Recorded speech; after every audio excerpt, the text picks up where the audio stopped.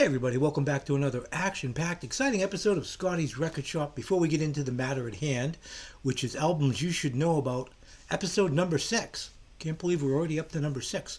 I want to say hello and welcome to our new subscribers and to some of our returning subscribers. Joe, hi, and a few others as well. People, the word's finally getting out that Scotty's Record Shop is opened again for business here, and it's wonderful. It's wonderful to reconnect with some of these people that were in the vinyl community way back when the vinyl community was just really small, and we were there doing our thing. And it's so nice to reconnect with you guys. And new subscribers, I appreciate each and every one of you. I know I say it every week, and it is what it is. I'm grateful for each and every one of you who view these videos and take a little bit of time out of your day. We're all busy, so it really does mean a lot to this old man. So anyway, albums you should know about, episode number 6. Now, when I started this, I made it clear that not every album was going to be rare and exotic, and there are other reasons why I want people to know about these records. Maybe there are records that are fairly common. This one is pretty common. It won Grammy of the Year, Album of the Year, 1973. So yeah, I think it's probably well known to a certain extent to some people. And it hovered around my universe for many, many, many years. And I'll tell the story how in a little while how I got introduced to it. I was a big fan of this artist and just I was a fan of the hits. And this album completely flipped me out when I first heard it. What are we talking about? We are talking about Stevie Wonder's Innervisions. Now, why am I holding up Music in My Mind? Why am I holding up all of these albums? There's like 5 of them here. This was kind of considered, a lot of people consider this his kind of golden age. They use other terms as well.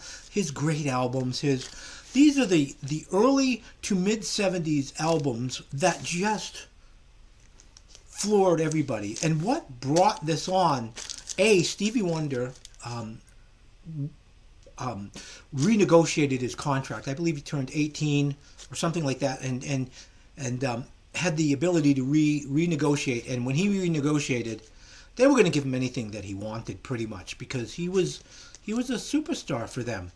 They didn't know what they were getting into. He wanted complete artistic control. And him getting complete artistic control, even though you could see it in the album that came out prior to this one, Where I'm Coming From, you could see hints of where Stevie was going to go. I think Stevie was really heavily influenced, too, by Marvin Gaye's What's Going On, 1971, where Marvin, same situation, Marvin renegotiated, wanted complete control, and made a fantastic album, the greatest album he ever created, with social, political, spiritual subjects. Stevie went in the same direction. Now, this some people consider this the beginning. Some people don't. I do. This is Music in My Mind, and this is where he started to kind of get more experimental, using a lot of interesting synthesizer stuff. There's a synthesizer. It's a synthesizer named Tonto. It's Timbral Orchestra. I can't think of what the other 2 letters. I could look it up, but I'm not going to. Put it down in the comments if you know exactly what Tonto was. There was an album that came out around 1970, 71. Tonto and the Expanding Head. Weird name. That was the name of the band, actually. It was 2 guys who had built Tonto. It was a multi modular synthesizer unit, not just using Moog synthesizers, but other synthesizers as well, all kind of plugged into each other so that it would create sounds that were just not usual sounds. And anyway, this Tonto and Expanding Head album was using that. It's kind of similar to Switched on Bach.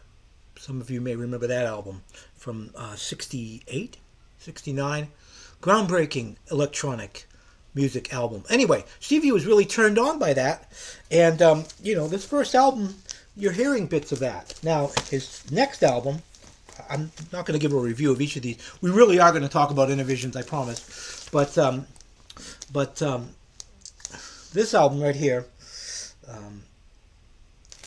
Talking Book, is really where it started to happen. I mean, this was really, Grammy of the Year, 2 #1 singles from this album, just a fantastic, and, wait a minute, where is it? I think it's on here. Yep, right here. Braille. It's got Braille on it, so all of us blind people are like, woohoo! You know, and this is what inspired Paul McCartney on his 1973 album, which came out the following year, to put We Love You, Babe. I had talked about that in my McCartney video. That kind of inspired that, you know, obviously McCartney doesn't know Braille, but he got somebody who did. God love him. Okay, we're going to talk about this in a second. Boy, oh boy, are we going to talk about this. The next one, 74. At this point in time, he was just winning Grammys everywhere. It was just Album of the Year, Song of the Year, Production of the Year, whatever. This is a fantastic album as well. This is a UK pressing. I don't know how I came across this one, but I kept it because it sounds really good. It's on UK Tomla. And, of course, what many people believe to be his greatest album, double album, plus a 4-song EP that came along with this too. Songs in the Key of Life. I do love this album, don't get me wrong, but my favorite out of all of them, Innervisions. I discovered this album. I was living in Massachusetts at the time, many moons ago. This had to have been 88, probably. And there was a little radio station that was on the tip of the state of Maine that was broadcasting, and you could get them. They weren't even it was a commercial station, but I don't even know whatever happened to them. I can't even remember their call sign, but at 6 o'clock, Monday through Friday, at 6 p.m., this is the way radio used to be. They would play an album. They'd play an album that's in entirety, and not to get too personal, but what I would usually do is it was my bath time. I would put the headphones on. I would sit in my bathtub after a long day's work, bubble bath, whatever, and listen to whatever album they would. You know, sometimes they were albums I knew. Sometimes they were albums I didn't know. Sometimes they were albums I liked. Sometimes not. Well, they played this in its entirety, and I thought, oh, this will be interesting because other than greatest hits albums, I've never heard a Stevie Wonder album all the way through. Wow. It just completely floored me. It starts off, I mean, he covers all kinds of things on this.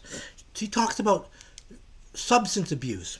He talks about religion. He talks about deep philosophical thoughts. He has love songs on here. It covers it. Well, it's Stevie, which covers pretty much everything, right? Too High opens this up. Fantastic, funky, great song. By the way, Stevie Wonder pretty much plays all the instruments on this album. There are a few that he didn't, but for the most part, he played everything on this album.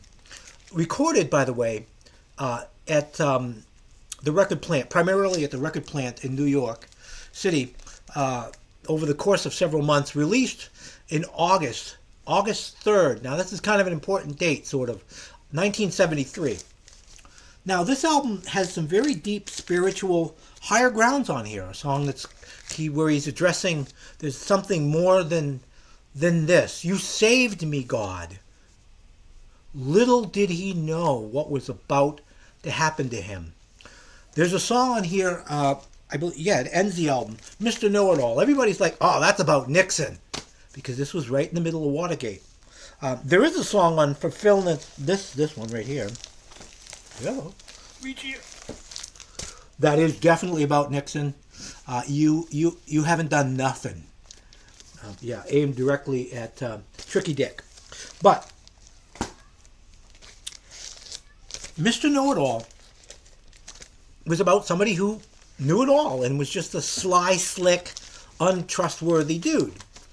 And like I said, everybody thought, oh, this is about This is about Nixon. And there are still people that say that, but there was an interview I heard of Stevie Wonder years ago where he really kind of turned it on its head. Now, like I said, August 3rd, kind of an important date, obviously, because this got released 3 days. I'm French. 3 days. 1, 2, 3. 3. Yeah, 3 days. Oh, yeah. Later, Stevie Wonder is riding in a car late night with a person, his driver, and they had just done a gig. He'd just done a gig, and middle of the night they were following a logging truck. This happened down south, I think North or South Carolina, I believe. Truck stomped on his brakes for some reason. Stevie and his driver's car slammed into the back of the logging truck. A log came off the logging truck, went through the windshield of Stevie's car, and nailed Stevie in the face, in the forehead primarily. Now that's a log that's probably cooking about 100 miles an hour. That's a log, not a stick, a log, a tree. Would have killed most people. Would have, and probably should have, ripped Stevie Wonder's head. That should have been the end of Stevie Wonder. Stevie spent 5 days in a coma. And when he came to, he wasn't doing well. Somebody, publicist or something, she had commented, and maybe she's exaggerating, I can't imagine this, but she said when she went to see him, when he was in a coma, his head was so swelled it was about 5 times the size of his normal, what you'd normally recognize as a head. His head, he had a brain contusion. He was not well. He survived. I'm not going to get into, there's some stories on YouTube about that process of him coming back to life, and it's an amazing story of his resilience. You know what I'm saying? He still has a dent in his head, by the way. If you look, even now he's got a dent. Can you imagine a dent? Getting hit with a log that's going 100 miles an hour. Anyway, it's a good thing Stevie's a big guy. Stevie, I have a friend of mine that met Stevie, and his reaction to Stevie was, and he was blind too. Stevie's a big guy, really big hands. He's a big boy. Thank God that saved his life. Anyway, the process of coming back to life led him to a much deeper appreciation to his life, to other lives, and just the world around him. So all of a sudden, songs on here like Visions, the second track, beautiful, beautiful song, took a brand new meaning to him. Higher Ground, again, talking a lot about reincarnation and things like that, which, not for me, but still very spiritually based, took a whole new meaning for him. Now, let's go back to the song Mr. Know-It-All. Stevie said that really, in retrospect, he thinks that it was something subconsciously he was writing about himself. He really felt that he was a very arrogant, it's all about the money, it's all about me, what can I get from you kind of guy, a sly, slick dude, And he said, once I had my accident, I realized who I really was at that time and who God wanted me to be.